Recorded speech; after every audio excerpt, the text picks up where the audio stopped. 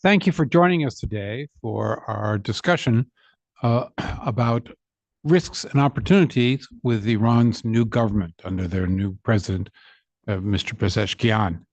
And I'm Patrick Clawson, and I'm the research counselor here at the Washington Institute for Near East Policy, and I direct our Iran program.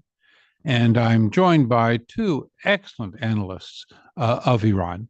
The first, sitting here to my left, is Holly Dagres, who is with the Atlantic Council's Middle East program, where she oversees the publications IranSource and the Iranist. And then joining us afterwards on the screen is Saeid Golkar, who is an associate professor at the University of Tennessee, Chattanooga, and a senior advisor to United Against Nuclear Iran, as well as the author of a study for the Washington Institute about protest and regime suppression in post-revolutionary Iran.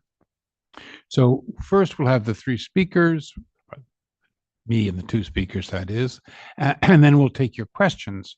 And so if you like to ask questions of our panelists during this event at any point, please enter them into the Zoom Q&A function at the bottom of your screen, or if you're watching the Policy Forum on our website or YouTube, please feel free to email your questions to Policy Forum, that's all one great big long word, Policy Forum at washingtoninstitute.org.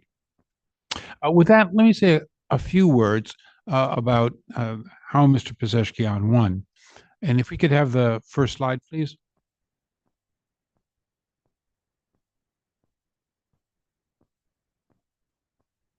So the next slide, please. In the election second round, Pezeshkian had a solid margin of victory of 2.8 million votes. However, it was very striking how he got that result. Next slide, please. Because he had a 3.3 million margin of victory in 5 ethnic minority provinces, 3 Azeri, 1 Kurd, and 1 Baluch, Sistan and Baluch. And in the rest of the country, next slide, please. In fact, Jalali won. So Jalali won the Persian vote, and he won overwhelmingly in Mashhad city and in Isfahan. The result in Tehran was more mixed. So next slide, please. I would just comment that Pezeshkian's victory was as much because of the ethnic factor as it was because of his reform stance. No previous Iranian presidential election had a result anything like this. So that's just something to bear in mind when we think about how did Pezeshkian get to where he is. And with that, let me turn to Holly for your comments. Holly, if you didn't see it, did a very interesting piece in the New York Times a few days ago, talking in particular about Gen Z and their approach to this election and to Mr. Pezeshkian. Thank you for having me, Patrick. Well, I think one of the noteworthy things about this election was that the first round was the lowest turnout in the 45-year of the Islamic Republic's history. And this was a first because usually reformist candidates can carry a win. And as we've all speculated, rightfully so, it's widely believed that Pezeshkian was allowed to run to stimulate the voter turnout because we saw just recently in the March 2024 parliamentary elections, and of course the election in 2021 that handed Ibrahim Raisi the presidency on a silver platter, that there was historically low turnouts in recent years. So that wasn't really surprising, but part of the reason why we saw, or for the most part, why we saw this historically low turnout was the fact that a lot of Iranians were disillusioned with the Islamic Republic. They thought that the regime's irredeemable. And we saw that many were talking about boycotting that first round. There was various hashtags like Rai Birai, Intikhaba Dasturk, which was no way I'll vote, and election circus. that Iranians were saying openly, we're not going to vote for these guys because, for one, we've seen the repression in past years, most recently the Women Life Freedom Uprising in 2022, but of course, because they didn't believe reform was alive, that it was dead, and they didn't see the difference between the two candidates. And we're just talking about Gen Z, but one of the popular memes that they were sharing was comparing Jalidi and Pezeshkian. One was a regular noose, the other one was a pink noose with flowers adorned on it, just to give an example of just where their thinking was, that these two men were the same side of they were two faces of the same coin. And so a lot of Iranians didn't feel the need to participate in the first round. Now, on the second round, let me just break that down and we'll pass it over to Saeid. On the second round, a lot of Iranians were a little worried. They were saying, well, yes, we know that these two candidates are, one is the lesser of two evils, which in their view was Pezeshkian. There was comparisons that Jalili would turn Iran into the Taliban, a Taliban like North Korea isolationist country. And this was actually in Iranian state media that these comments were being made.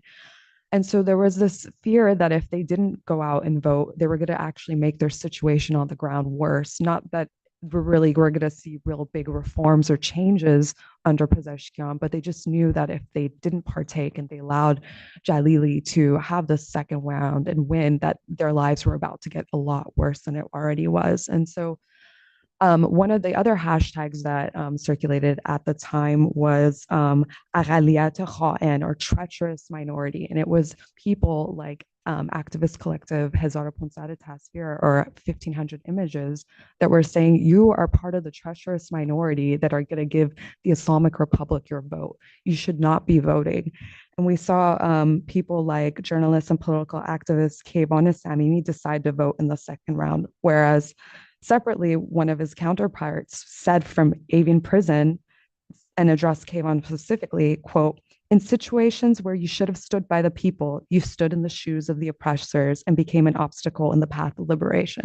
So a lot of Iranians were saying, well, if you're going to vote in the second round and endorse Pezeshkian, you're endorsing the Islamic Republic and endorsing their bad behavior. And essentially, they were comparing it to sticking the hand, their index finger, which they vote with, into the blood of the slain protesters and giving a vote for the Islamic Republic. Interesting. Saeid. Thanks for inviting me, Patrick. I'm not sure if I can talk about my topic or just talking about participation, whatever you want to do that. I think actually is related to the whole story. So I start to talk about my presentation, and then we'll go on from there, trying to answer other questions that you have. This election, Patrick, was very interesting election for many reasons, including why Ayatollah Khamenei allowed Pezeshkian to run and at the same time allowed him to be elected. Pezeshkian 3 months ago actually was disqualified by the Guardian Council for the parliamentary election. And it was only when Ayatollah Khamenei directly asked Guardian Council, they approved his qualification. He became number 2 in his district in Tabriz and Azerbaijan Sharqi. But interestingly, this is, his campaign, his presidency is interesting and is a little bit inconsistent with what we have seen in the last few years. If you think about it, from 2019, Ayatollah Khamenei, after publishing his second manifesto called the second phase of the revolution, he described a future 40 years, next 40 years, a few years of the Islamic Republic. And based on this manifesto, he pushed that we have to go and create this Islamic government, Islamic administration, that we are stuck in creating it.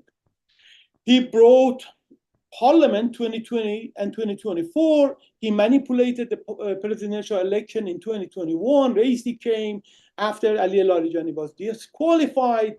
And a lot of change happened from 2019 to 2024. But Raisi died 2 months ago, and there was a political vacuum. There was an election. In this election, as you describe it, in the first round, there was only 6 candidates was qualified by the Guardian Council. 5 of them belong to what we can call hardliner, conservative to hardliner, and one of them, Masoud Pezeshkian, has been labeled as a reformist. In the first round of the election, that's the interesting part of the story, is when IRGC hired echelon, the commander of the IRGC, the political deputy of IRGC, pushed for the Ghalibaf, the body of the IRGC, the Basij, the younger generation, and a few IRGC commanders like Sardar Aziz Jafari pushed for the Jalili campaign. And the result was Jalili got about 9 million votes. You have to get all of these numbers with a grain of salt, or as I said, with a ton of salt, but that was a first strike. You know, Ayatollah Khamenei, IRGC higher commander, all of them on not directly but indirectly talk about a candidate who is manager, who is efficient, and at the same time committed. And everybody talk about Ghalibaf. In some cases, like Ismail Kosari, he actually speak about the Ghalibaf, that he is the most favorite candidate of the IRGC and the people should vote for him. But that's what happened. Before the day before of the first round of the election, there are a news that the IRGC Quds Force commander, General Ghani, was in Mashhad trying to bring Jalili and Ghalibaf in a coalition in order that just one candidate from the hardliner compete with the Pezeshkian. As we know that the Jalili didn't respond to the Ghani call for, and then the election come out and the Jalili became the second candidate for the first one. I think after the first time, there was the IRGC commander who believed that the Jalili is not for, even for this regime, he is not reliable, he's very ideological and close-minded, that you cannot even respond to the Ghani call for shaping a coalition. I know that some of the IRGC commander voted for the Pezeshkian. Even in the first round of the election, there was an IRGC in the lower rank who said we are going to vote for the Pezeshkian. Jalili is crazy. Ghalibaf is corrupted.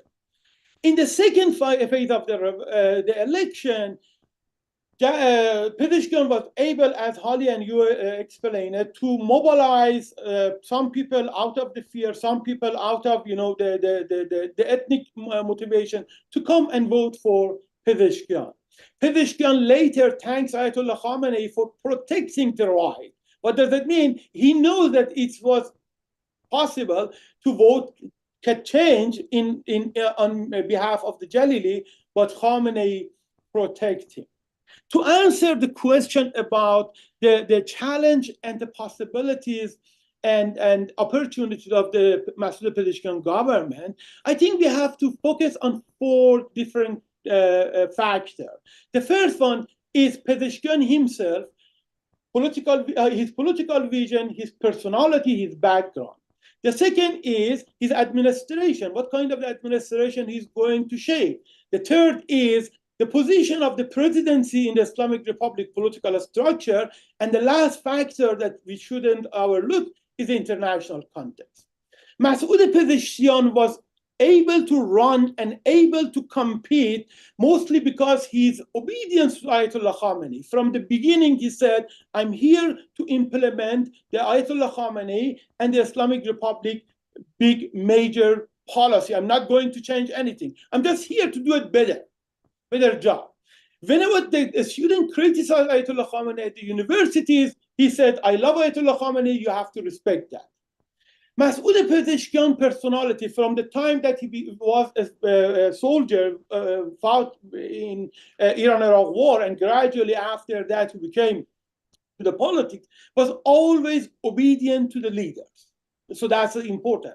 He doesn't have any political vision, unlike Mohammad Khatami, who came with the idea of the political development, or the Hassan Rouhani, who came with the idea of negotiation with the West and rapprochement. he has no idea. And that's a very good thing for Ayatollah Khamenei and IRGC. The second thing that we have to think about it, and I see a lot of excitement in the West in terms that Masoud Pezeshkian is going to change a lot, is we have to remember that Iran presidents and presidency in Iran political system is just one piece of the big puzzle. I know many of my colleagues who are watching this talk already knows about the deep state. We are talking about that. But there are a lot of aspects of even deeper state that the Iranian observer don't focus too much, including the Supreme Council, for example, the Supreme Council of National Security, the Supreme Council of Islam, the Cultural Revolution, and the council, the coordinated council between the three executive, parliamentary, and judiciary. All of these councils, most of them doesn't have any constitutional bias, but at the same time, they are very influential in shaping the policies. I'm not talking about the supreme leader or the Revolutionary Guard or the whole time. But at the same time, you have informal, the power who are getting involved in shaping domestic and international, regional international policy, including, for example, a group we call Maddahan, or the religious singers. That right now, after 11 years, Masoud Pezeshkian have met with a lot of these people, but he has not met with the Iranian, professor or Iranian intellectual, or even he doesn't have any meeting with the newspaper or journalist. While his personality is very obedient to the leader, he is not a challenging person. He is not very intellectual. He is not very rooted in Islamic Republic like Hassan Rouhani or like Khatami. Doesn't have any intellectual climb. He's a very simple man. I'm going to argue that even he's not able to shape a very strong presidency. Why I'm going to talk about that? As a president, you have the ability to appoint 40 people directly, 19 ministers, 11 vice president, 10 advisors. And right now there is a huge discussion between so-called reformist, so-called moderate, and even hardliner or the conservative trying to influence Pezeshkian and get to the administration. But you have to remember that if you come a little bit late, lower in the higher managerial post, like, for example, undersecretary or the ambassador or the government of the provincial, there are most of these candidates are coming from the more conservative part of the Islamic Republic political spectrum. Right now, if anybody wants to run for any disposition, there are 4 institutions who review your qualification: the IRGC Intelligence Organization, Ministry of Intelligence and Security, the prosecution, General Prosecution, and another organization. I know his name completely. If one of these organizations is objecting your appointment, you cannot be a higher manager or in a state bureaucracy. And interestingly enough, we have the leaked information that what kind of the qualification they are reviewing. This is not like a security clearance in the United States. They are talking about what is your position about 2009 Green Movement, for example. That's kind of. And the more importantly, I want to argue against, under the Raisi, from the Ahmadinejad at the first administration and later under the President Raisi, we have seen the Iran bureaucracy have been shaken massively. They hired a lot of people, more religious, more ideological technocrats from the Imam Sadiq University, who are entrenched, who are penetrated the state bureaucracy in a middle managerial system. So even if you're coming and bringing people that Ayatollah Khamenei already said, don't use the people who are supporting the United States like Zarif, and use revolutionary committed people, you are not able to change a lot of things. We know that historically Ayatollah Khamenei should approve the Minister of Foreign Affairs, the Minister of Intelligence, the Minister of Defense, the Minister of Higher Education, the Minister of Education, and the Minister of Culture and Islamic Guidance. These 6 ministries, 3 of them security and 3 of them cultural issues, shows Ayatollah Khamenei priorities in shaping the state bureaucracy. Then it comes to the dealing president with the power block in Iran. with the Ayatollah Khamenei, with the IRGC, with the seminary school, with the parliament, and more importantly, with the informal politics. We know that the Pezeshkian has a good relationship with the Khamenei. Khamenei approve, Khamenei support him, and Khamenei protect his vote. Mostly because of his personality. As long as he's not going to challenge Khamenei, and I'm arguing he's not going to do that, he's not Rouhani, he's not Khatami, even he's not Ahmadinejad in terms of challenging, Ayatollah Khamenei will support his policies as long as it's not going to undermine the red line of the Islamic Republic. The IRGC has the same idea. IRGC wants Ghalibaf to become the president, but IRGC also so far are, because of the Pezeshkian behavior and because of even in that last 10 days, Pezeshkian, the supporting of Hamas, Hezbollah, and other issues are very supportive of that. But Pezeshkian should be, consider that the IRGC as an ideological rent-based organization has their own interests. If you want to challenge them, then they are coming and challenge you, as they came and undermine Rouhani and undermine Khatami. In parliament, Ghalibaf is very angry of Jalili and the hardliner. So he's gonna support Pezeshkian in his appointing his minister or cabinet. We know that the president should introduce the minister to the parliament, and parliament should vote in favor or oppose the minister.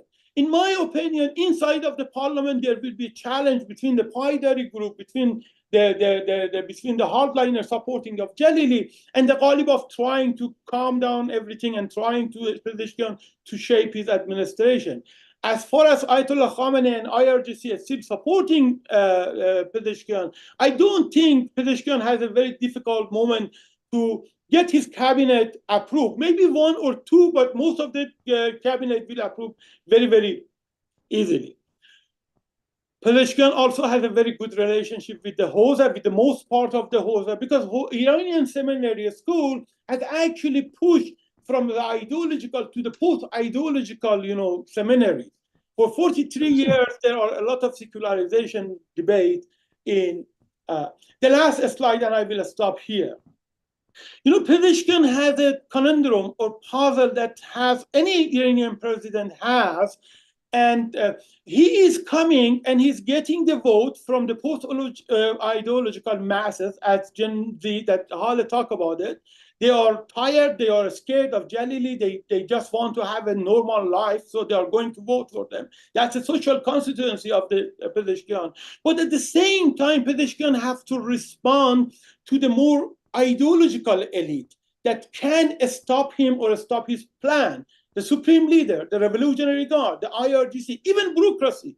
Even bureaucracy is not going to be very easily manipulated by or used by the Pezeshkian.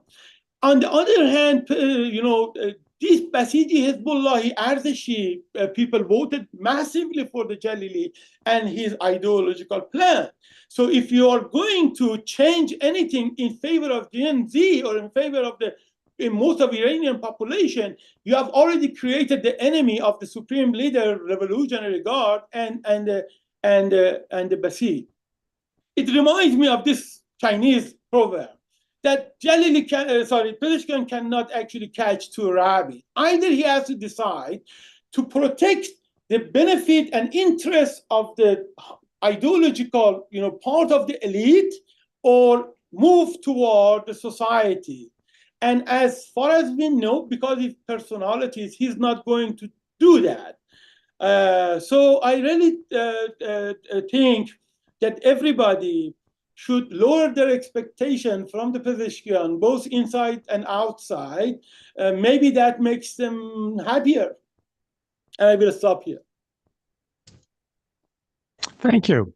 So let me start with a question for both of you. When Biden came to office, some critics say that he waited too long to launch an initiative with Iran, missing an opportunity. What are the risks that moving too slowly now misses an opportunity with Iran's new president?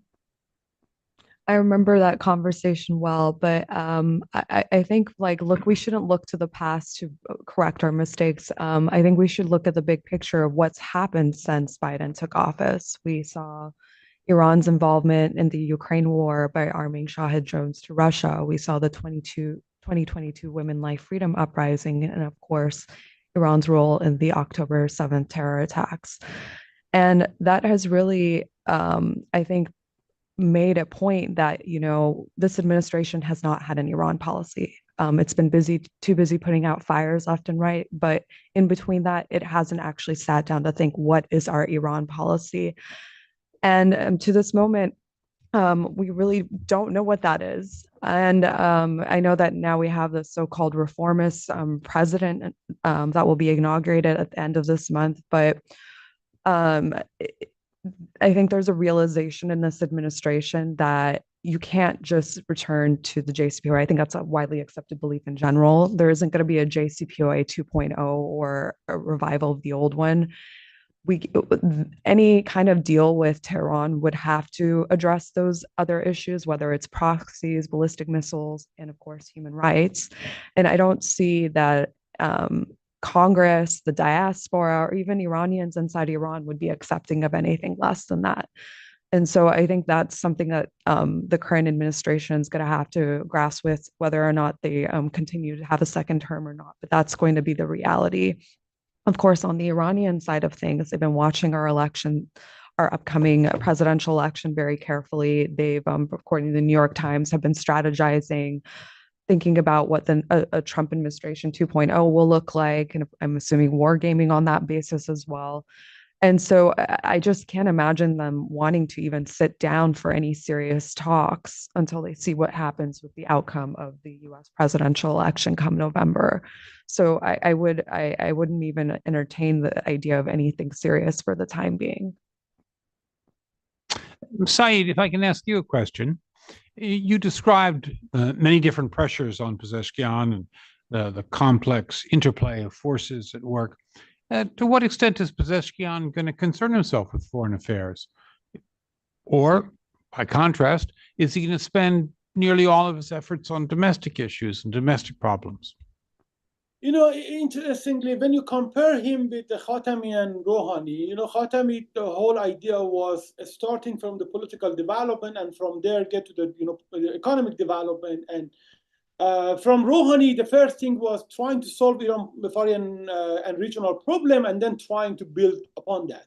Pezeshkian really doesn't say anything, has not say anything about that. Even during the presidential campaign, he always said, I don't know, I will ask the expert. He published so far 2 op-eds, one in English, one in Arabic. And, if you read that, it doesn't really tell you a lot of things. Some of the policy is going to follow is a policy of Ayatollah Raisi administration, like, for example, good neighborhood policy, trying to de-escalate the situation in the region. And, you have to remember Israel is out of the picture of that. But in terms of the United States, he doesn't say anything about that because it's not his position. In my opinion, Islamic Republic foreign policy is mostly based on at least 2 issues. First, anti-Americanism, anti-Israel, anti-Semitism. These 2 are not negotiable. You talk about the Biden move slowly, but we have to remember it's not only the American side who decide what we have to do, it's Ayatollah Khamenei also. I have argued for many, many years that Islamic Republic, and by that I mean Ayatollah Khamenei and IRGC, they don't want any normalization with the United States.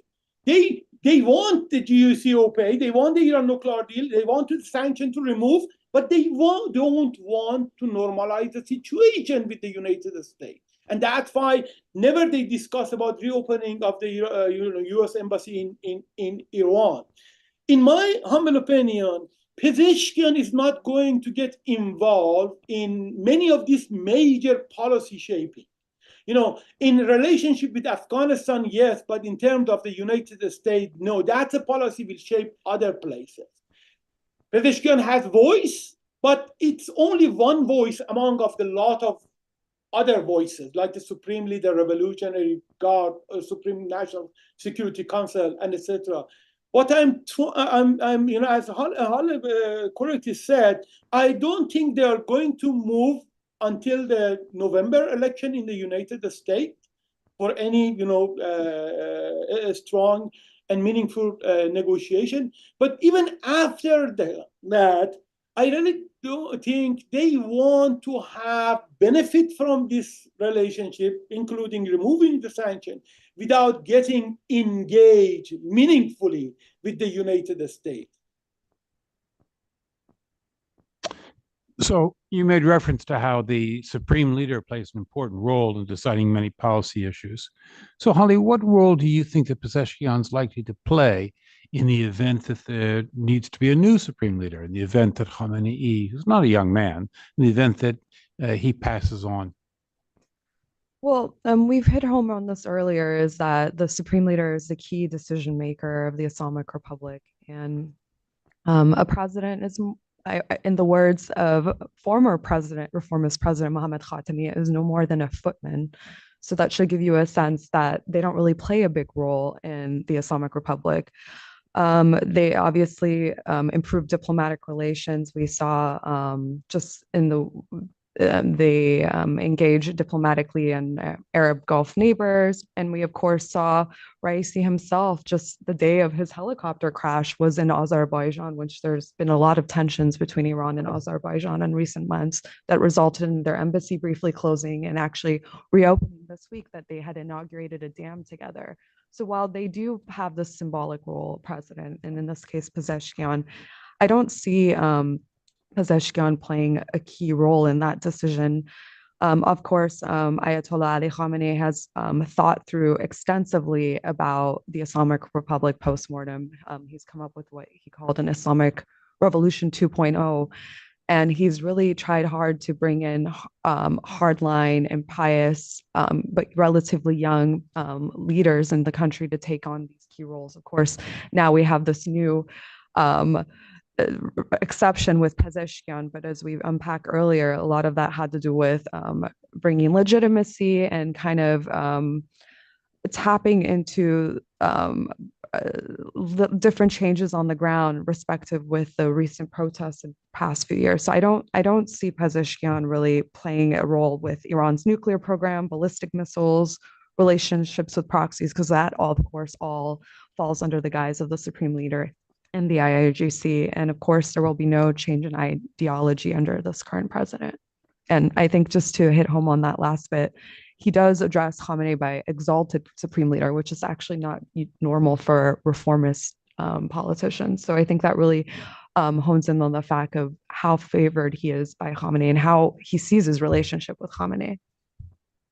Saeid, you made reference to how the commander of the Quds force met with Jalali and Ghalibaf in the days before the first round of the election to try to persuade Jalali to withdraw in favor of Ghalibaf. So this is, to my mind, a new factor, the Quds force getting directly involved in Iranian domestic politics. Is that something that you think we're going to see more of? Is that this force, which has been so active in supporting Iran's axis of resistance and many of the policies the United States finds objectionable, is that also going to start playing a bigger role in Iran's domestic politics as well as its foreign and security policies? Very good question. It's not actually new things. If you think about the General Vahidi, who was the Minister of Interior in Iran, the first IRGC Quds Force commander under the Raisi, he shaped a lot of domestic policy inside of the country.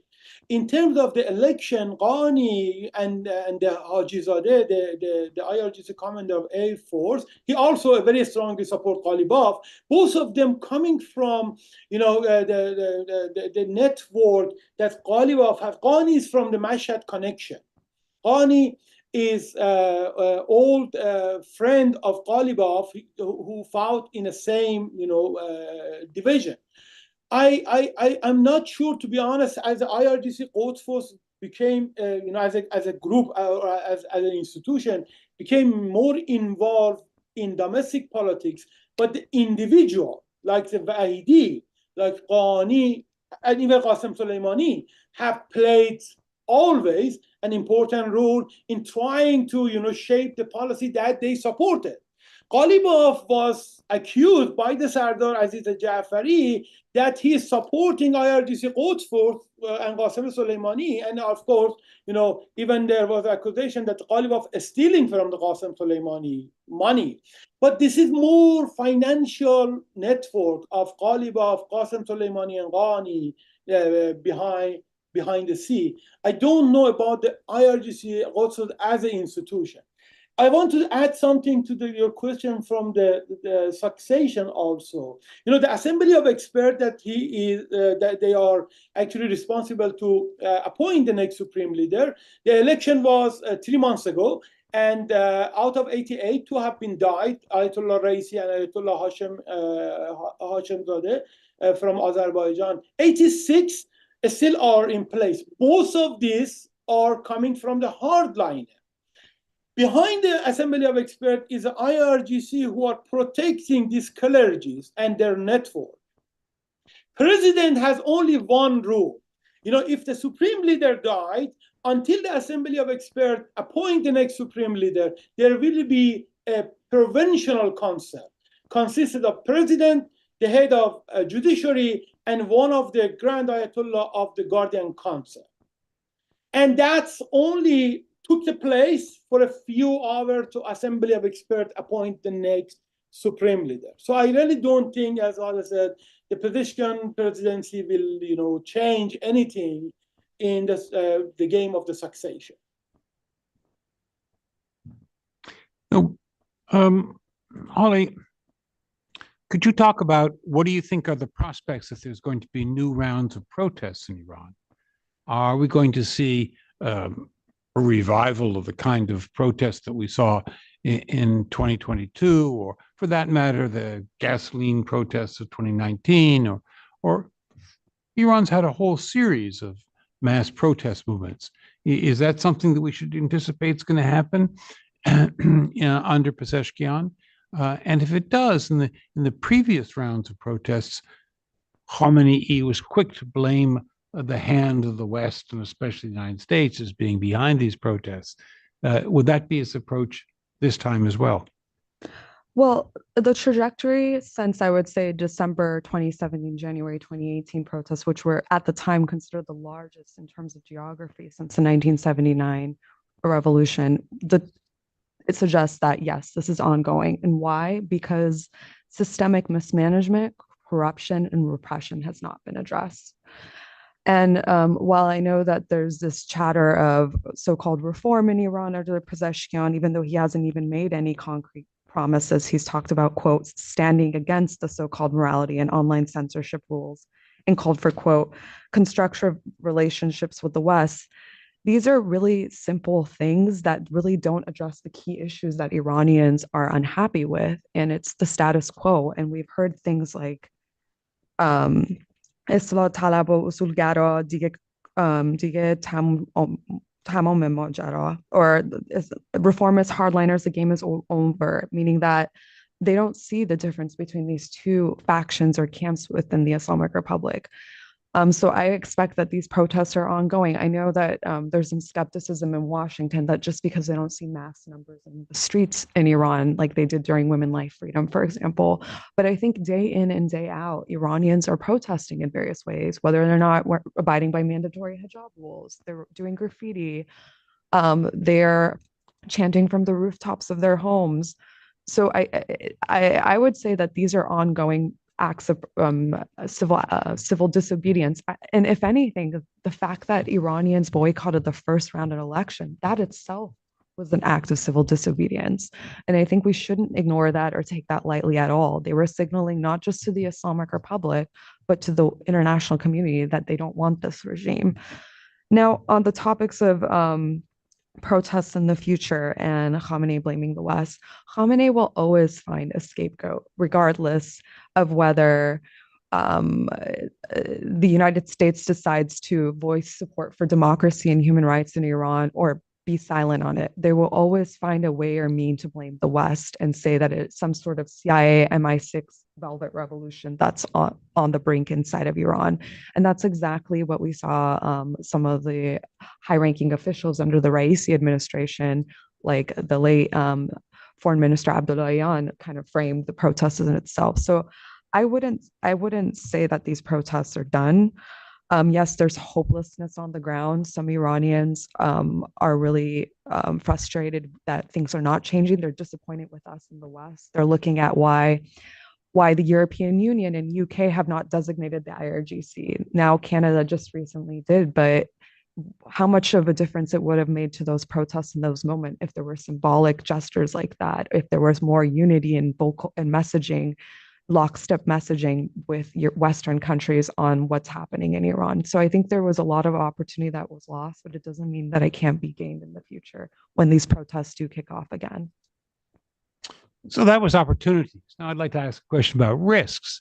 And either one of you, could you address what you think is going to be Iran's nuclear approach under the Pezeshkian government, and will Pezeshkian's team have much to do about that? We know that Pezeshkian's transition is the key figure is the former foreign minister and nuclear negotiator Javad Zarif, who was famously involved in the last nuclear deal. Is he going to push for a new nuclear deal? Is that the way Iran's going to be going? What do you see as the risks as well as the opportunities for a different nuclear policy under the Pezeshkian government?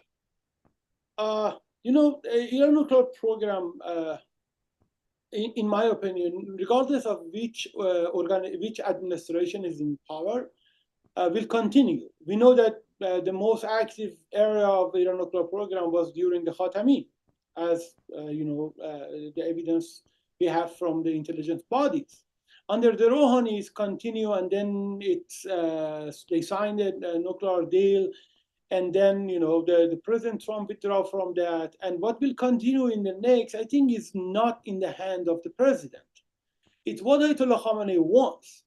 And in my humble opinion, Ayatollah Khamenei from the beginning wants to advance Iran nuclear program to achieve nuclear bombs. That's what I see it from the beginning. We spend billions and billions of dollars on these issues. We sacrifice almost the everyday life of Iranian, investing in other area to develop a nuclear program, not to just throw it away.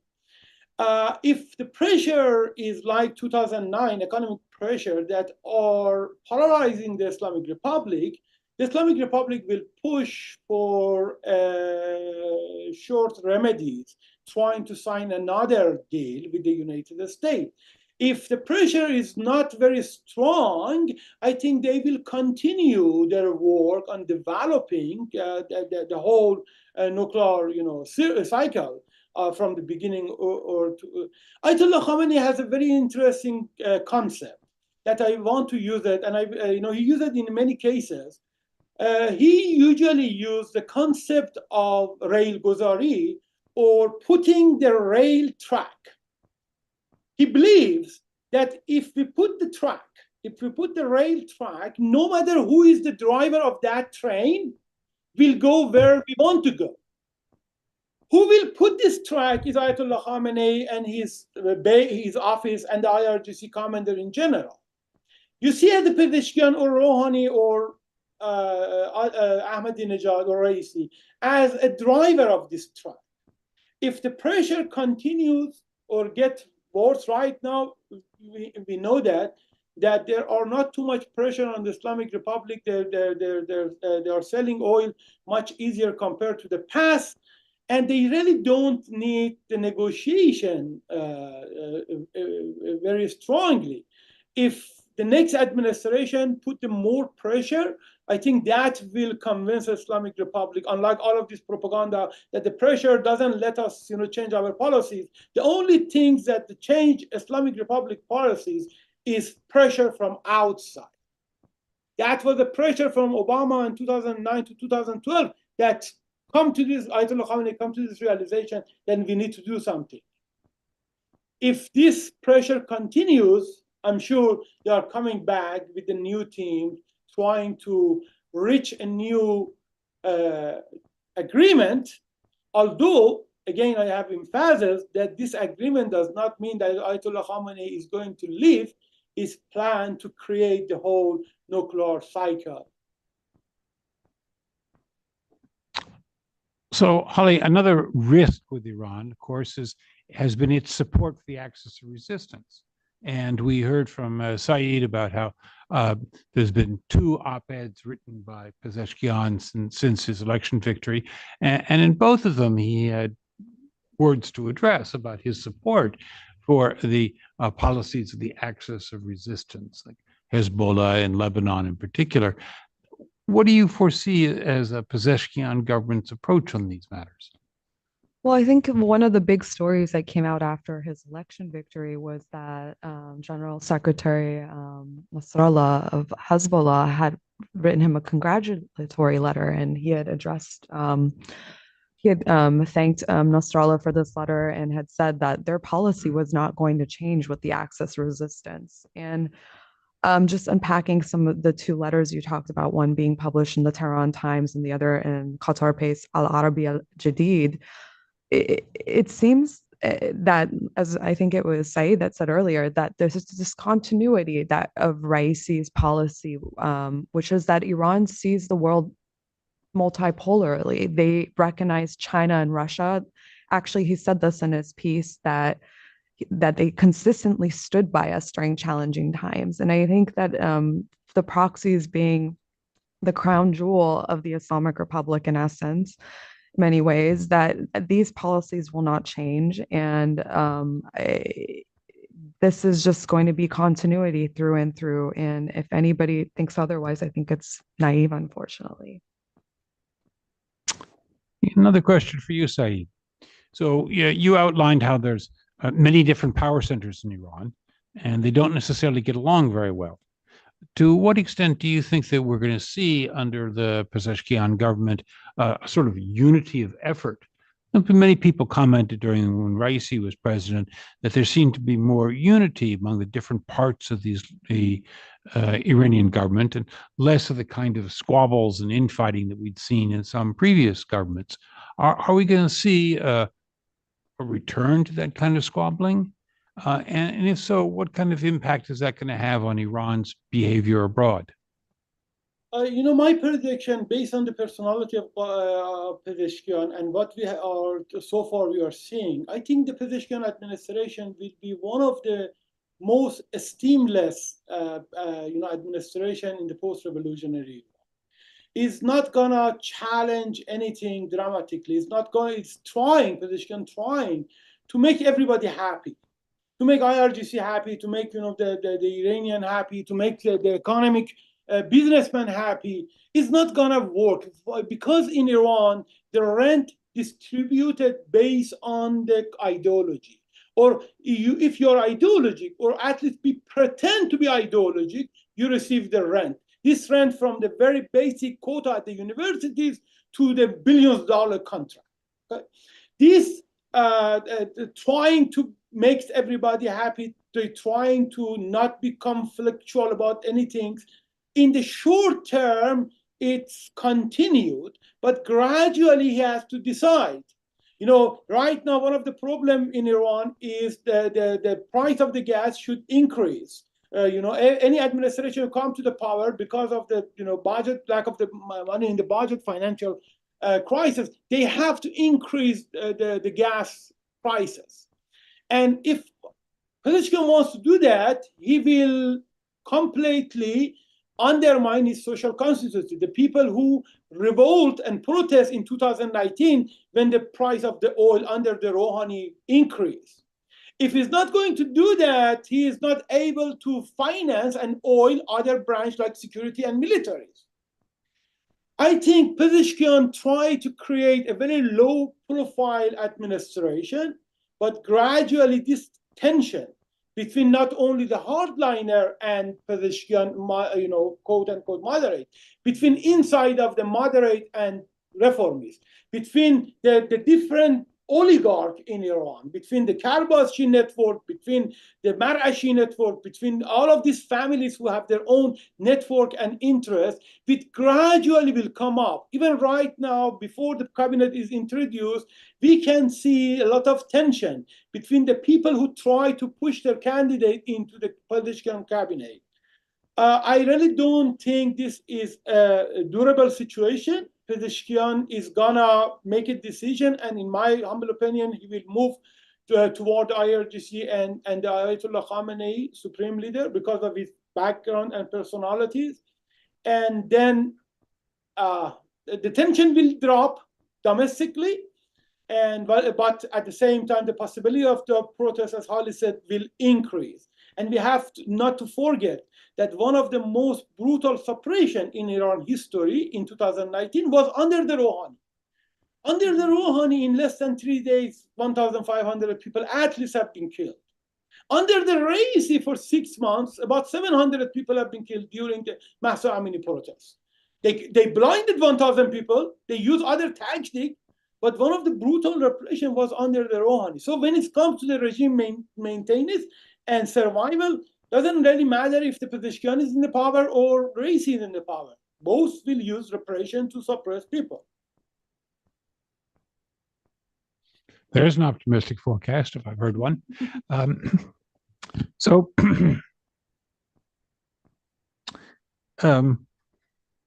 talk to us, Holly, about where you think the nuclear program is going to go. Ooh. Well, it's funny, we were talking about Mohammad Javad Zarif, the former foreign minister, who's played a key advisory role in Pezeshkian. I jokingly said on Twitter the other day, if his letter, A Message to the World, was actually ghostwritten by Zarif. But I think one of the interesting things is we've been talking about the administration that Pezeshkian's going to lead. And one of the rumors, at least if he's approved, is Abbas Araghchi as foreign minister, who was the former lead nuclear negotiator under Hassan Rouhani. And in terms of the nuclear program, well, the Islamic Republic's a nuclear threshold state at this point. So even if tomorrow a deal was to happen, the know-how that the Islamic Republic has acquired since the withdrawal in 2018 under the Donald Trump administration, it's irreversible. Like, that tech know-how will always be there. And we've been increasingly been seeing a lot of rhetoric from a variety of Iranian officials flirting with the idea of going all the way in their nuclear program. And that's been very concerning, especially in the past 6 months or so. I know that every now and then a lot of people like evoking that Khamenei issued a fatwa.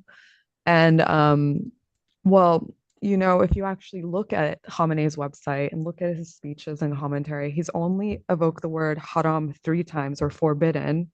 And it was exclusively about the, quote, use of nuclear weapons, not their production or stockpiling. So I think that's if we want to entertain the idea that if he wanted to change his mind, or at least have some subtleties and nuance in language, there is room in terms of the fatwa itself.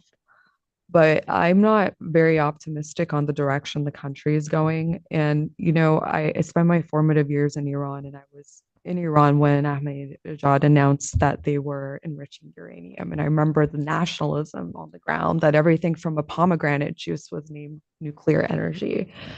And we've now had essentially a whole generation of Iranians live under sanctions that were imposed because of this nuclear program. And they don't see what the point of this program is for the majority of Iranians these days. They think it's the bane of their existence. It's caused a lot of not, of course, mismanagement and systemic mismanagement and corruption have played a key role, but they see that this nuclear program has not benefited them. So a lot of the support they had gained at the time has gone. And you see that, yes, there are supporters of this nuclear program, because in their eyes, they say, well, you've sanctioned everybody but our uncle. So we might as well go all the way. You've done everything. What are you going to do to us now? So we might as well, out of pride, out of nationalism, they react to it.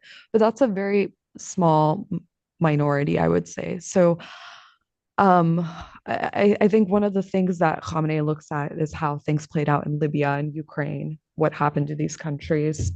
that the Ukraine was able to get invaded by Russia. Muammar Gaddafi was able to be ousted. And I think that for them, if they want to keep the regime in power, having a nuclear weapon would be that possibility. So we're running out of time. Saeed, do you have any last thoughts? Not really. I think we cover everything. Again, we have to remember. Personally, I hope Pezeshkian is able to do what he promised. He didn't promise too much, but I hope he is able to de-escalate the situation, make the situation in Iran better for the Iranian population. But to be honest, I'm not very optimistic because of the complexity of the Islamic Republic, because of the penetration of the hardliner, including Revolutionary Guard and the Supreme Leader in every aspect of Iranian life, economy, politics, culture, and etc., etc.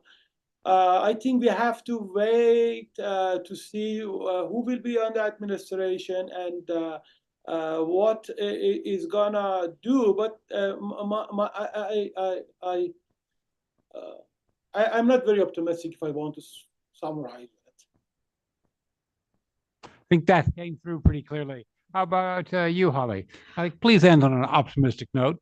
Well, I'll end on the optimistic note that I have a lot of faith in the Iranian Gen Z. I think they're not just the future, but the current. And I think that they will, given that the youth make up 60% of the country's 90 million population, I think they're a force to be reckoned with, and that they're going to take on this geriatric clerical establishment.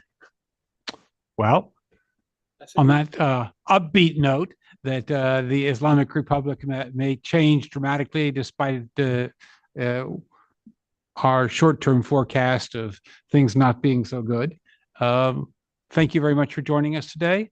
And let's hope that all the good things that we talked about come to pass and that none of the bad things that we talk about happen. My finger. Thank you.